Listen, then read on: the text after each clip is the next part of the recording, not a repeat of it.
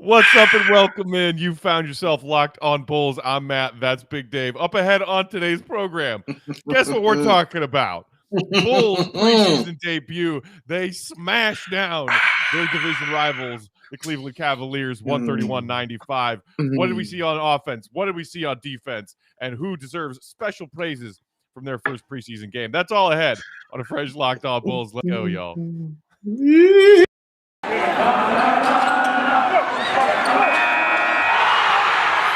You are Locked On Bulls, your daily podcast on the Chicago Bulls, part of the Locked On Podcast Network, your team every day. Here are your hosts, Matt Peck and Big Dave Watson.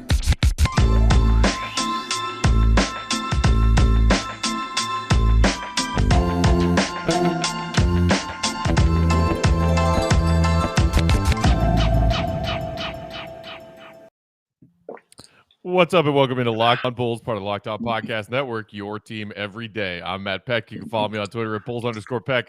You can follow my co-host Big Dave at BAWL, B-A-W-L Sports. You can follow us at Locked On Bulls. Shoot us an email, lockedonbulls@gmail.com, or hit us up on that text and voicemail line, 331-979-1369. Dave. Matthew. You got a big smile on your face. I got a big smile on my face. Let's just start here. How fun was that to watch last night? That was so much fun. Matt, I mean, I tweeted out that I shouldn't be this hyped to watch a preseason game. I really shouldn't. I shouldn't be that excited to watch a preseason game. But I really was. I was really excited to see it. You wanted to see what it looked like. You wanted to see what the pieces came together. You wanted to see all that stuff. From the opening tip, from the beginning, from when Lonzo Ball hits the first three-point shot, I said, oh, it was the first peek up. All the way to the Caruso pass to DeRozan. Oh, from the alley-oop to Zach, from the back door. We watched Sadaransky run the back door with Zach all the time, and it was nice. It was perfect. It was how you draw it up. But you know what Lonzo added on there? Little that seasoning and that flavor on that bad boy, didn't it, Matt? Oh, that brought it out. That brought the flavor out of that. You saw how Zach went up and dunked that? Oh, my God. Oh, my God. All right. It's preseason. We get it. We understand. We understand what it is. It was the Cleveland Cavaliers. We get that. But y'all don't understand. Bulls fans, y'all feel me. But y'all who ain't Bulls fans who just watching us, first of all, thank you. But Bulls fans, y'all feel me on this. We ain't used to bum slaying. That's what we should be doing is bum slaying. And so we got in there and we slayed bums from the beginning to the end. They were up by 40-something points. 48. They almost beat them by 50. That's insane. It's a preseason game. They took over 100 shots. Like, it was insane. And they shot, and they hit 50. At one point, Matt, they were 51 of 100. 51 of 100 from the field. That's insane. That's insane. It was everything that Matt and I have sat here and told y'all what we wanted to see, that we thought could be the potential of this team. Every single thing. All the way down to Matt Peck out here correctly pointing out that Javonte Green would be somebody they would be looking at to start. All the way down to that. We out here told y'all what it should happen and what it should be, and that's what we saw. I'm not saying it's going to be like that all the time. It's not. That was crazy. But my goodness, it feels good to celebrate it, Bulls fans. Don't let nobody tell you to feel bad today. Celebrate all of this preseason love, baby. That was amazing. Woo! Yeah. And look, man, that I think is a good point. You can say, yes, it's just preseason. Yes, it's just the Cavs. So good. So beat them by 40 or almost 50. That's what you're supposed to do. And that's what this Bulls team in years past haven't even been able to do, is beat the basement teams, the dweller teams, because they were one. You can't even beat the bum Cavs. You can't even beat the bum Magic, the bum Pistons, whoever it might be. Yeah. That is what you're supposed to see. And I mean, if anything, and this is what Billy Donovan said after the game, among other things, he said, I thought, if anything, we overpassed at times. But guess what? Agreed. You finish this game with 36 assists. Oh, wouldn't have that made Jim just so happy? Because look at this. Even more impressively than that, when Lonzo Ball was the final member of the starting five to check out for the last time, which, by the way, the Bulls were up by a zillion, the real players were done with 4:40 left in the third. That is when Lonzo Ball checked out as the last starter to play the last seconds. When he checked out, and it was when it was officially sent into scrubs time, the Bulls had 26 assists to 4 turnovers. The ball just always found a player, and a player always found a cutting lane or an open teammate. My God. I mean, and like, this is the biggest thing of all to me. We saw it on paper when we made these acquisitions. Yep. But the big key was take the ball handling pressure off of Zach LaVine's shoulders. Let him operate as his deadly self off the ball more. And look at what Zach did last night. 25 points on 9 of 14 in just 24 minutes. 25 on 14 shots. That is beauty. That is absolute beauty. And by the way, all of those newcomers, Lonzo, DeMar, and Caruso, they combined for 19 assists. 19 assists. It's so simple. It's so freaking simple, and it was beautiful offensive basketball to watch. Because you even got some Zach and Vooch like two-man game in the pick and roll and the pick and pop. Right. Vooch operated out of the high post himself sometimes, either looking to get his own bucket. Vooch also had 4 assists last night. It was just so free-flowing. And Zach LaVine and DeMar DeRozan both had great quotes about playing with Lonzo Ball after the game last night. Zach LaVine said, quote, "It's been a treat to play with Lonzo." DeMar DeRozan said about playing with Lonzo, "Amazing. Hell of a player, talent, IQ. It's fun. He makes it easy. What's even better about it is he has the greatest, most humbling demeanor toward him too." This is something that you and I were talking about throughout the offseason, Big Dave. This is going to be a let's all win and forget about egos kind of team. They all want to win. They don't care who's getting the buckets, who's getting the assist, this, that. No. Lonzo came in and said, hey, I'll get Zach his looks. I'll get Vooch his looks. I'll get DeMar the ball. And it was like, after watching the Bulls offense for years, it was like, beating your head with a 2x4 over and over. It's like, it shouldn't be this hard. It should. Last season, we saw the Bulls put up 73 points in a complete 48-minute game once. They had 69 at halftime, and they made it look easy. Matt, and what we also learned, Matt, is another thing that we said. When you talked about, guys, who's going to handle the ball, like who's going to be the one, who's going to get it. And I kept telling you, it's Lonzo Ball. Like they brought him here to do what he does best. He continually said that over and over again, that they want me to be me. And what's him is being a point guard and a facilitator. He did, and me, Matt, I love little tiny things. I love little stuff. It was one play when they were going back on defense and the Cavs were kind of moving the ball up a little, with a little pace and trying to bring the ball up with pressure. And he and Zach were kind of next to each other. Lonzo just calmly put his hand on Zach's lower back and was like, yo, no, you take the ball. It was that simple, because from that, the ball went over to the wing where Lonzo was, who he was defending.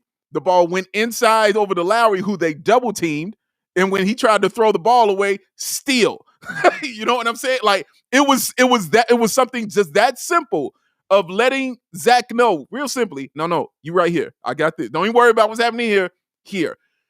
Remove thinking is what I always tell you what good point guards do. They remove thinking. Zach didn't have to think. He just did what Lonzo told him to do. When they ran the ball, Matt, who was the one bringing the ball up all the time when they was running those transitions? It was Lonzo. They were looking for Lonzo because they knew Lonzo would find people. Man, Matt, I lost it when they got an offensive rebound and kicked out to Lonzo. And in my head, I'm like, okay, it's a scramble play. Like, where are they going to go? Lonzo just held it like this and waited and saw Vooch in the post with a guard on him and said, there you go. Here's the ball. Do what you do. I screamed. I was like, yes, my God. Yes, the competency was insane. This is all I've been asking for. And I know it's preseason, but do you understand why the excitement is like this? Because we ain't seen this even in the regular season. That's why we excited right here and right now, man. But yes, Lonzo Ball, he was perfect. He ran that. He was the general, man. And I love what you said about what DeRozan and Zach had to say about him, because they talked about him glowingly and how you would a general and how you would the leader of your team, of your offense at least. It was great, Matt. It was just great. He was everything I thought he would be, and he did it in a preseason game. And yeah, let's see what else it looks like going forward. Let's just see what else it looks like. Perhaps more surprisingly than the Bulls' offense humming just like that right out of the gate was how impressive they looked on the defensive end, how engaged and locked in they were on the defensive end. We're going to talk about that right up next. First, though, I want to tell y'all, hey, we are here. Preseason basketball has arrived. If you want to play some fantasy basketball this season, you got to check out the Game Picks feature of that Sleeper app. In 2018, the fantasy sports experts at Sleeper realized that fantasy basketball was broken. Games were being won and lost based solely on whose players had more scheduled games that week. Maybe a player who had one of those 4 games and 5 night stretches, and your player just had 2 games that week or 3. Made no sense and required very little strategy. So here's what happened. In 2020, Sleeper released a brand new way of playing fantasy basketball. It's called Game Pick, and it's only available on that Sleeper app. In Game Pick, owners pick a single game per week for each starter on their roster to count towards their team's total score, ensuring an even number of games played between opponents. So simple, right? The days of losing because your opponents simply had more players with more scheduled games are over. The days of mindless busy work are over. The days of giving up halfway through the season because of all that stupid daily busy work also over.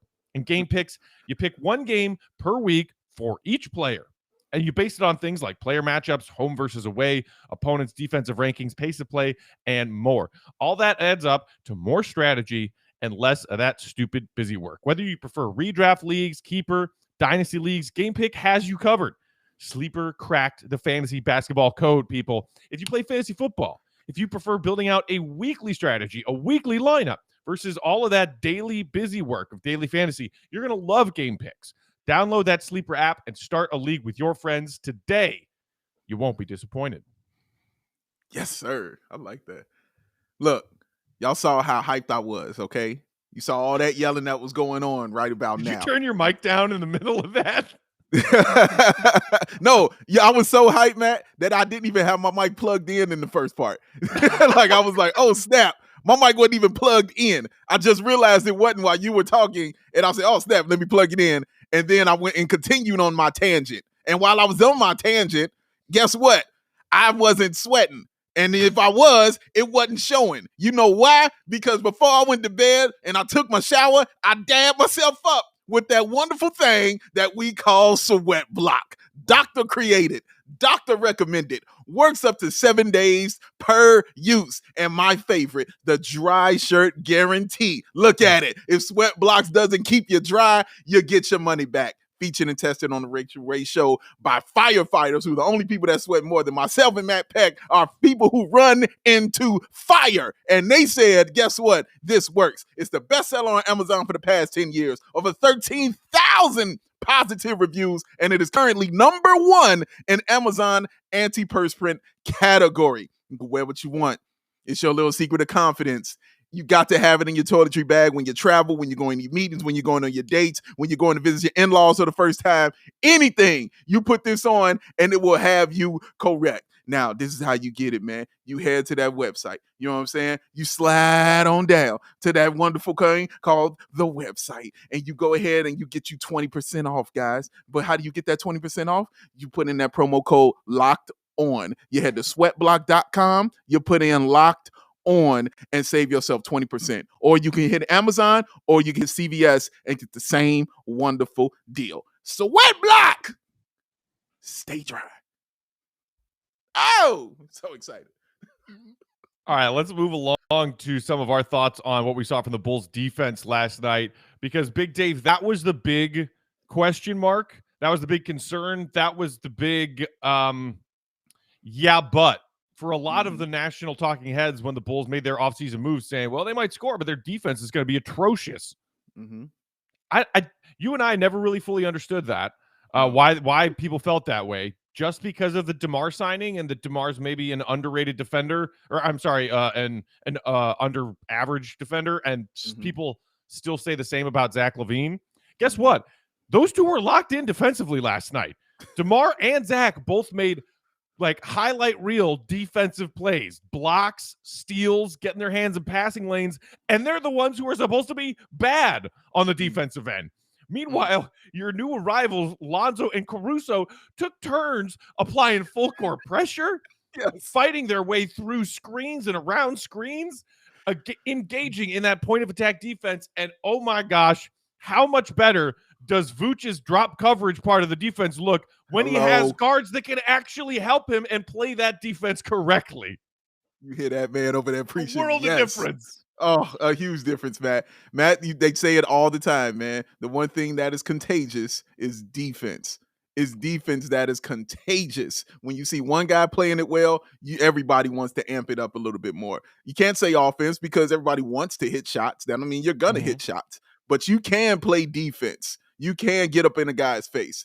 And the other guy, Matt, that was contagious was Javonte Green on that defensive end. My goodness, was that man contagious? Go on, Matt. Go ahead, Matt. I can't remember if you mentioned it before, but who was it? Who said on this podcast just a few days ago that Javonte Green should get that start in Patrick Williams' place? Oh, let me think about that. I think that was a Matthew Peck. That's who I think that was. That man right there with the hands up, touchdown. Look, that's what I'm talking about, baby. Oh, he was awesome. He was awesome from the beginning. From the beginning, he was everywhere. He was 6'4". I told you, I love people who don't realize their height unless they're 7 feet tall. Those are the only people I need to realize their height. Javonte Green does not realize he is like 6'3" or 6'4". He doesn't.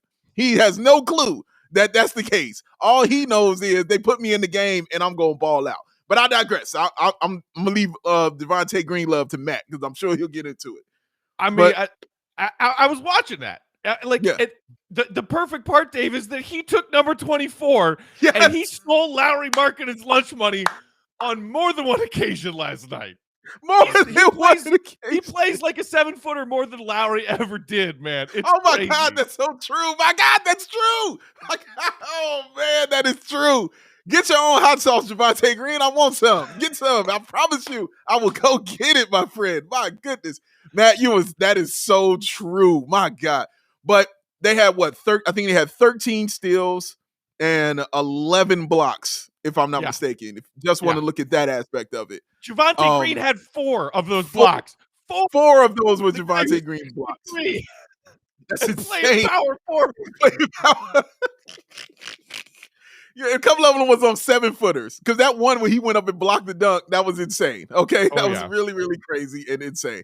So that I think Lonzo had 3 steals, Zach had 3 steals. Like they were in guys' jerseys all night long, and that's why I keep saying it's contagious on that because I also mentioned that Zach LaVine would be getting more steals this season because of the way that he likes to play defense, because he doesn't have to guard that best player anymore, and he can cheat a little bit because he has Lonzo Ball as one of the best perimeter guards out there as far as the defense is concerned. So Zach can cheat in the passing lanes now, and that's what you saw. And Lonzo, man, his IQ, my God, on the defensive end was insane, man. They couldn't pass the ball to anybody that he was near. He was out there like Deion Sanders. He was just intercepting everything that came towards his way.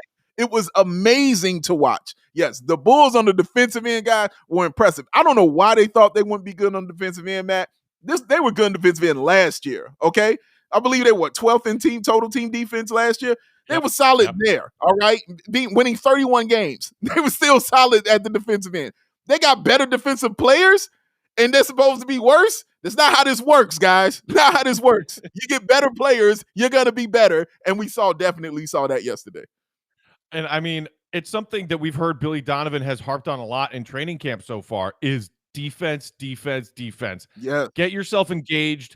You know, activity. Even if you're not a, elite skill player on the defensive end, if you are engaged and active, good things happen. And we saw that from everybody. Lonzo, DeMar, Caruso, Zach, you had a good point about, hey, the pressure is off Zach on the offensive end. He's more engaged on the defensive end. He had 3 steals last night.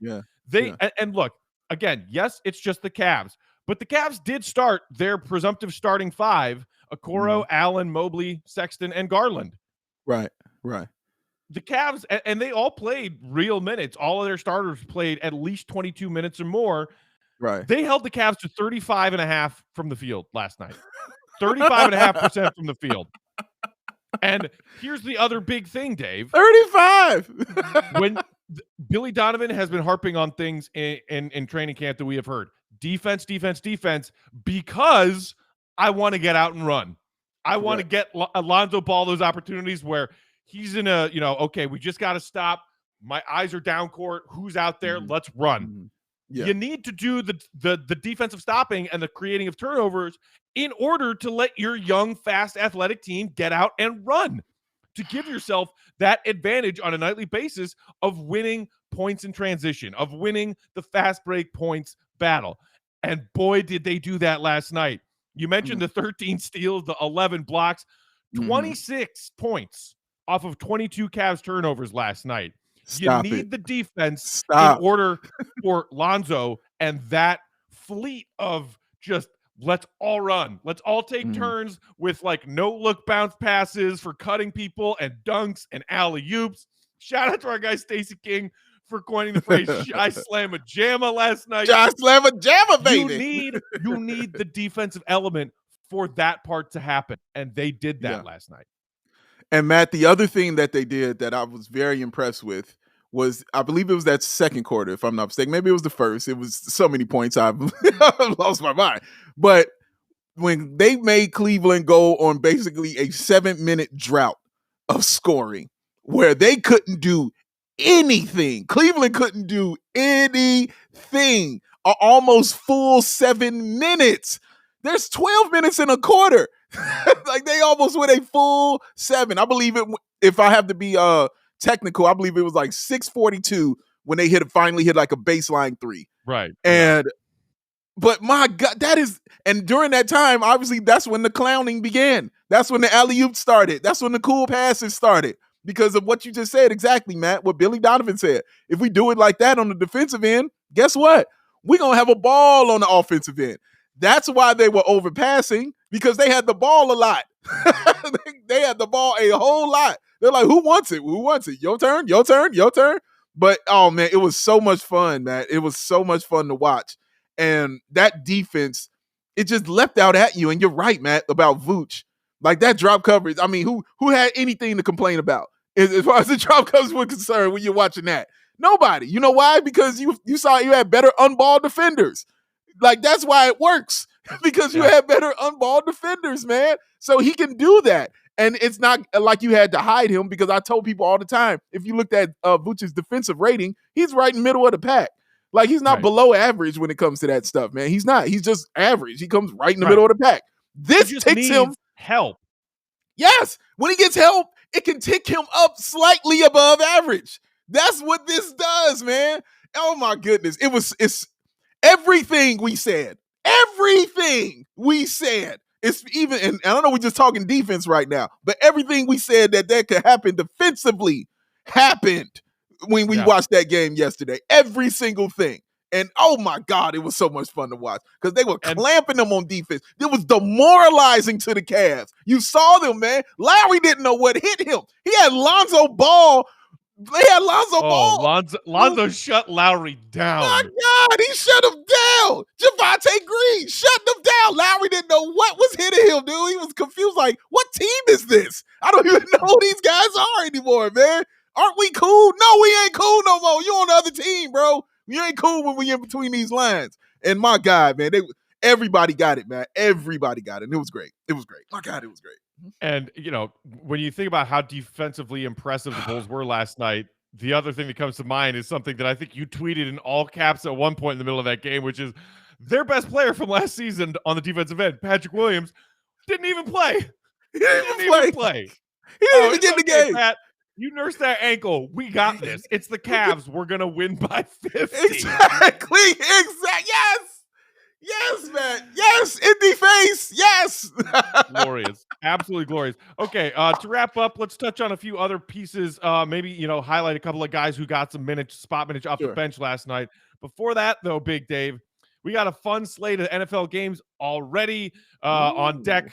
It's like already Thursday. Tomorrow, we got Thursday Night Football. We got some fun games this weekend. Tell our listeners if they want to play some fantasy football, or I'm sorry, if they want to make bets on the football games this weekend, or even they can bet on preseason basketball if they want. Where can they do that? Listen, there's only one place you can do that, one place you should do that, and that is Bet Online, because they are back and better than ever and all up in your face with the wonderful things that you're gonna need with that new updated site and that interface. And they got even more odds, props, and contests. Bet Online continues to be your number one source for everything football. Everything.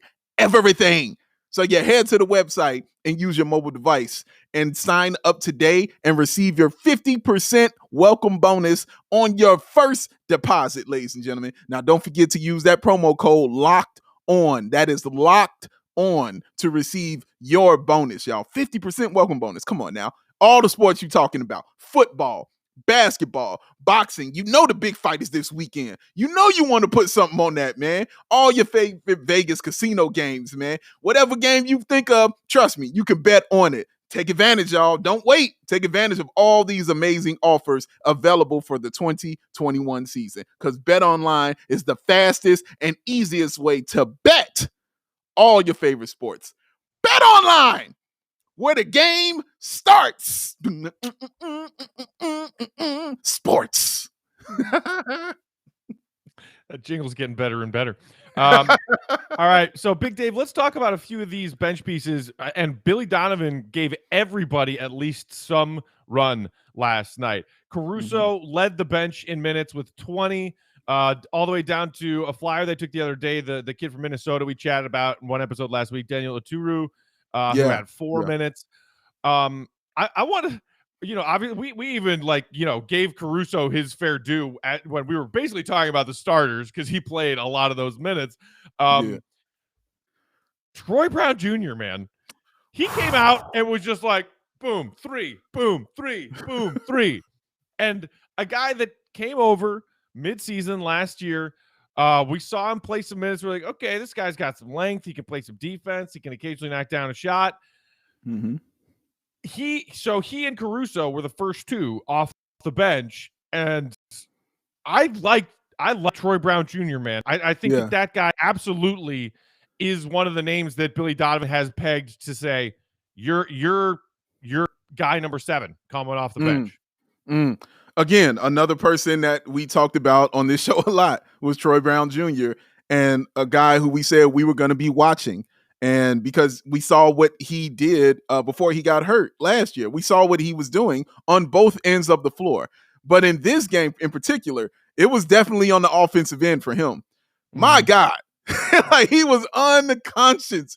Those threes were insane. Now, that's one of those things where I can point to and say, I'm not sure he'll be able to continue that hot streak throughout the season. It's preseason. I don't know, but damn it, it was good to see, because it was awesome to witness and watch that, because it was all in rhythm.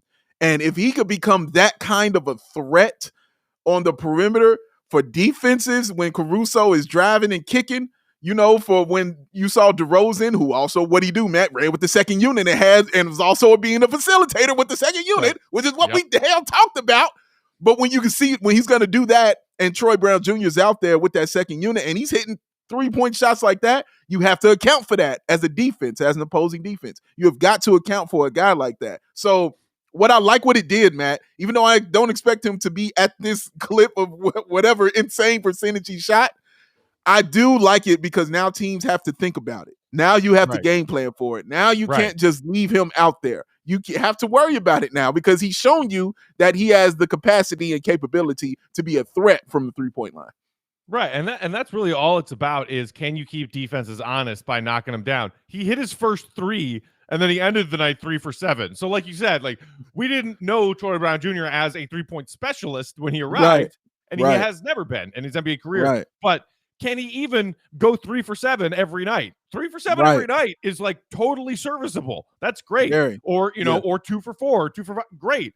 Knock those down. And speaking of Big Dave, guys getting bench minutes who are there to hit shots. I don't know about you. I was surprised how early we saw the kid Matt Thomas, who was kind of like an afterthought addition to this training camp roster. He knocked down a couple of threes. He finished the night with 11 points on 3 of 7 from the floor. Also made it to the free throw line for 3 of 3. What did you think about that? Because I didn't expect him necessarily to get in ahead of guys like Stanley Johnson, Alize Johnson, some of these other names. I was like, oh, Matt Thomas. What?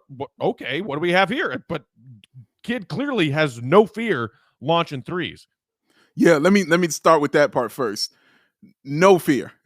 Like he is a confident shooter, and it looks good coming off his hand. That 4-point play he had, Matt, my goodness, I was like, yo, that's NBA stuff right there. Like, I love the way he shoots the ball, and he was pulling. Like, he was pulling, like, it's the difference between how he was pulling and how we were used to watching guys pull, you know what I'm saying, back in the day with our team. It's a difference because it was a confidence and like, yeah, I'm sure this is what I do. This is what I'm out here for. There was no hesitancy in what he did. As soon he knew he knows who he is, and he was very comfortable in that. Because I talked about that too.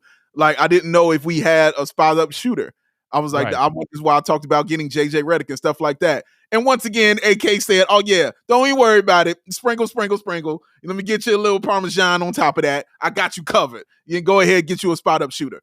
Now, I think the reason we saw him so early, Matt, is because that's basically the role that we're going to see Kobe White in.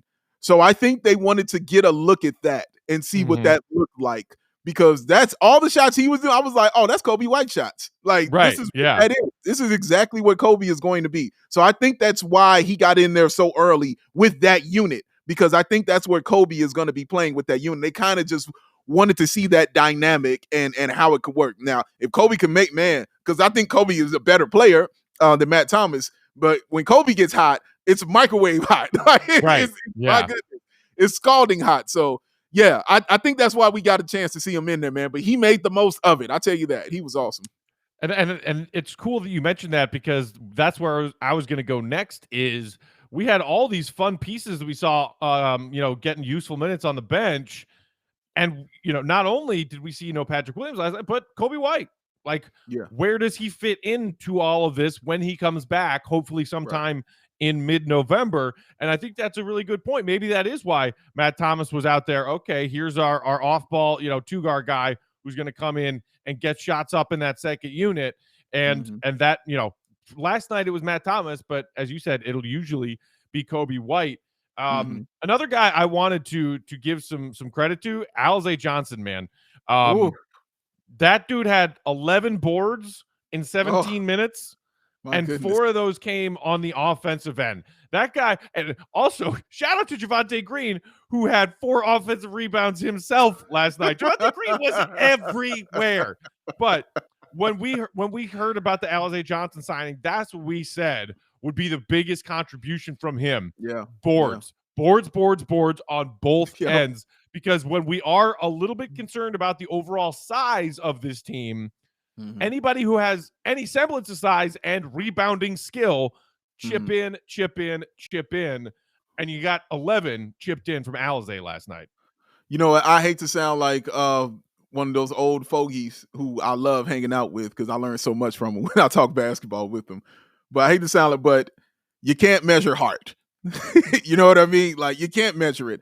Rebounding, and I think Dennis Rodman kind of said, rebounding is kind of about heart and determination and how bad you really want it. So that size of being concerned about it, Matt, it didn't bother me yesterday. I'm not saying it won't be a problem, because you need tall people to play in the NBA. It's a thing, all right? It's a thing that's going around. So it's going to be an issue, I think so. But you can't measure the heart and guys wanting it. You can't Right. measure that. And that goes a really long way. And that's why you saw, like you mentioned, Javonte Green getting 4 offensive rebounds. And like you said, Alizé get 11 rebounds in a short amount of time and things like that. Because those guys wanted it. They had the heart to go in there. Javonte was in there, okay? Like, he was in there, bro, getting that ball because he wanted it, all right? And so you can't measure that. You can't measure the heart of a player. And heart is definitely a big aspect of rebounding, guys. It's one of those things that you can't look at on a sheet, okay? Heart and will and determination are things you cannot account for. And those guys definitely had it, man. And it was good to see. And Alizé definitely, yeah, he definitely had it for sure. And, the other Johnson, Stanley Johnson, chipped in with 6 rebounds of his own. Yeah. He shot 3 in that second unit. But you want a fun stat, Dave? You want a fun stat? Sure. I just looked this up. So the Bulls took 25 more shots than the Cavs last night. 25 more shot attempts and still out-rebounded the Cavs by 6. How does that work? How does that work? That's insane. Like, that's insane. That's insane. I'm sorry, y'all. That's exciting. I don't care. It's preseason. I get it. That's exciting. That's freaking exciting. I ain't used to this. They act like you've been there before. When I've been there. Right. It's been a while. It's been a while since I've been here. You know what I'm saying? Like, I know, and I'm sure we'll see it as it goes on, because there's no way you can sustain this level. I don't care, preseason or regular season, it's going to take a dip, and you're going to be missing some of your stars and your key players at a certain point in time. But this is the way you want to start it. You couldn't ask for a better start to a brand new everything for the Chicago Bulls and the Chicago Bulls nation. You couldn't ask for a better start than this. Everything was done correct. Now, I got tired of people telling me on Twitter, man, you know what, you're getting excited about the Cavs? Dude, the Cavs was whooping our ass. Like, what are you talking about? Like, we didn't. Right. This is not, again. We lost to that team multiple times last year. We watched it. Y'all don't understand that. Me and Matt watch every game. Like, we saw this. This is why the excitement is genuine and for real, because this is all we wanted to see. So the fact that we're seeing it now and this early, my God, it feels good, man. It feels good. And Bulls, feel good, Bulls fans. Don't worry about what people saying to you. Feel good, because this is awesome. That's the cherry on top, is when you remember, oh, yeah, the Cavs are in our division. We get 6 games against them. Bum slaying. Slaying. Just count all those W's. Count all those W's. Yes. You've got to bum slay, to use your phrase, Dave. Especially if the Bulls want to make a significant leap in their win total from last season. You hope that they are more competitive and are better at closing out winnable games against quality competition that we saw them lose almost every single time last season. Play a good opponent evenly and lose late.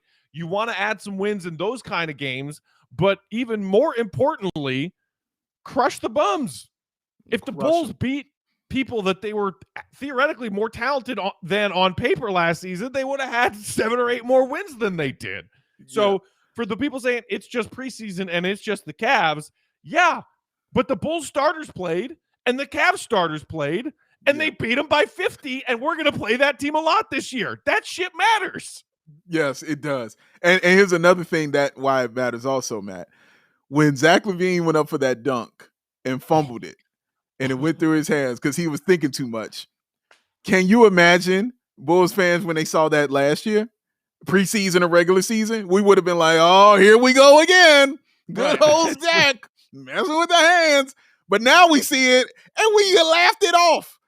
We were like, oh, Zach, trying to do too much. Hey, Lonzo gets the rebound and the putback. Oh, great. Right.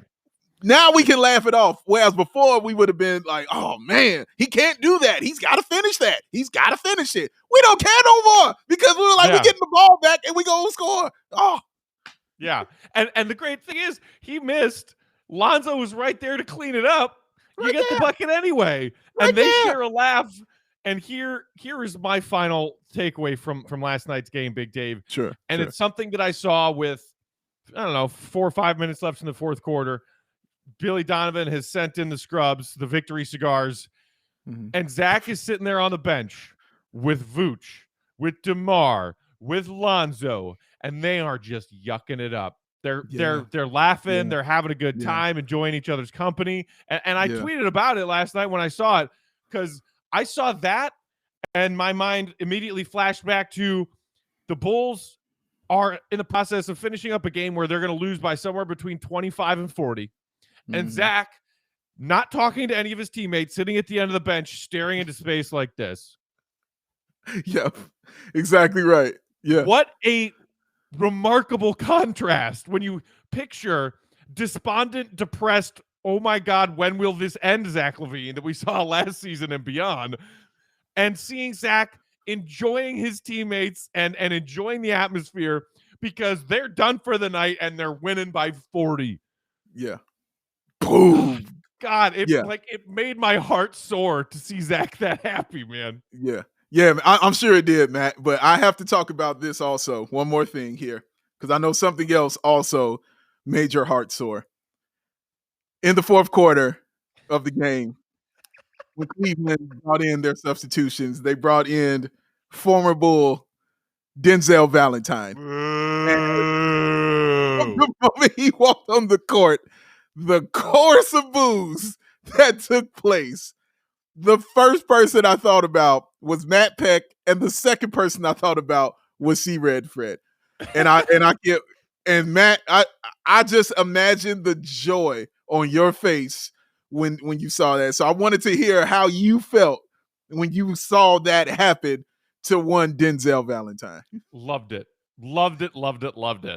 I asked for it midway through the third. Donovan's pulling his starters. We're up by 1 million. I'm like, the only thing that can make this super happy and entertaining evening better is if we get to see the clown come in.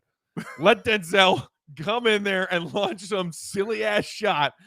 And we didn't get to see a silly ass shot, really, but even just the joy of not only that when he checked in, he was booed, but that anytime he touched the ball, Bulls fans were either booing him or heckling him and like yelling at him to shoot it.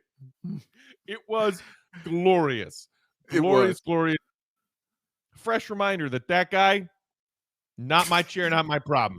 Not my chair, not my problem anymore. Now we get to laugh at the misery of Cavs fans who got to deal with that dude's foolishness. And I don't know if it's a sign of where he is planning to be in that Cavs rotation, at least as of now in their training camp. But like you said, he did not come in until like at least midway through the fourth in garbage time. Capital and G that brought garbage. me so much joy. Look at him, y'all. Look at him just radiate. That's not the sun that next in the window. That's that smile reflecting around everybody right now, man. He is a happy person. It was, man. It was funny. I'm sorry. It was. I laughed. I was like, and then I saw somebody on Twitter, I think it was Rob Perez on Twitter, said, man, Bulls fan haven't forgot about that shot in Miami. And I tweeted him back, hey, trust me, dog. It ain't just Miami. It's not just that one shot. It ain't that shot. Trust me. There's a plethora of things Bulls fans pulled from to make them want to boo him, man. Wow. I wasn't expecting that boo. I really wasn't. But, man, wow. The list of grievances Bulls fans have against Denzel Valentine is like that magic filing cabinet in that scene from the what's it called? No, not Yes Man. Bruce Almighty. Yeah. When Morgan Freeman and Jim Carrey are standing there empty, and he opens up the filing cabinet, and it's like hundreds and hundreds of meters long.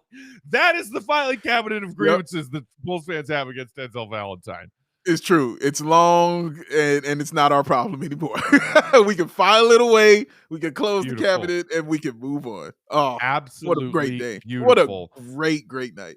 Well, Bulls fans, we know you enjoyed that preseason debut. The Bulls have another one on deck against the Pelicans, another home preseason game that tips off 7 Chicago time on Friday.